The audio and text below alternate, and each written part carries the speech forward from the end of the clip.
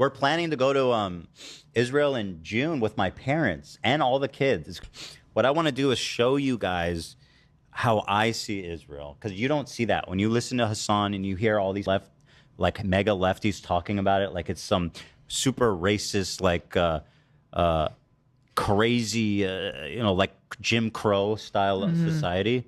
The liberal Zionism espoused by people like Ethan Klein is so grotesquely obscene because they try and act as if there is some kind of different Israel that we don't all see. But there are no two Israels. There is only one Israel. All of those nice times that you have in Israel are inextricably linked from the fact that it is a state built on the ashes of Palestine, and a state which is motivated by the ideology of settler colonialism and eliminating the indigenous population. And it is particularly grotesque to sit there as an American Jewish person and say how free Israel is when you can go and settle there whenever you want. But a Palestinian who was not born in Gaza but was removed from their homes in the 1940s cannot return to their home. Or someone who's born in a refugee camp, perhaps 20 or 30 kilometers from Jerusalem, will never be allowed to go there because the Israeli state just doesn't allow it. How dare you say it is free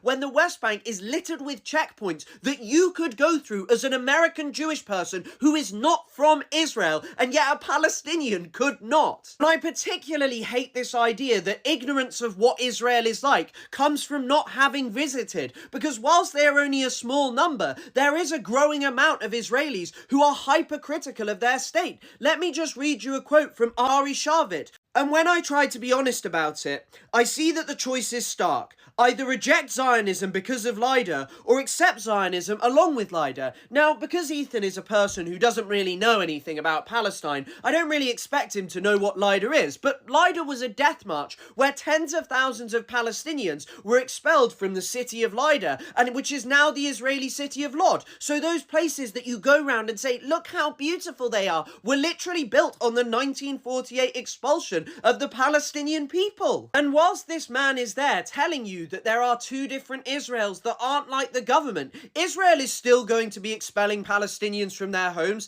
It's still going to be forcing people into Gaza in horrifying and unlivable conditions, and it's still going to be committing crimes against humanity every single day. And yet you are going to say to your impressionable audience who follow you no matter what, yeah, this is actually an amazing and wonderful place, refusing to abandon your Zionism and see it from the standpoint of its victims. And all of those wonderful free people that you meet in Israel, the people who serve you, your family and friends there, their family, their friends will have served in the Israeli military. Perhaps they were in Gaza killing and terrorizing civilians. Or maybe they were just in the West Bank, where they were expelling Palestinians from their homes, arresting people and breaking into them to turn into military bases.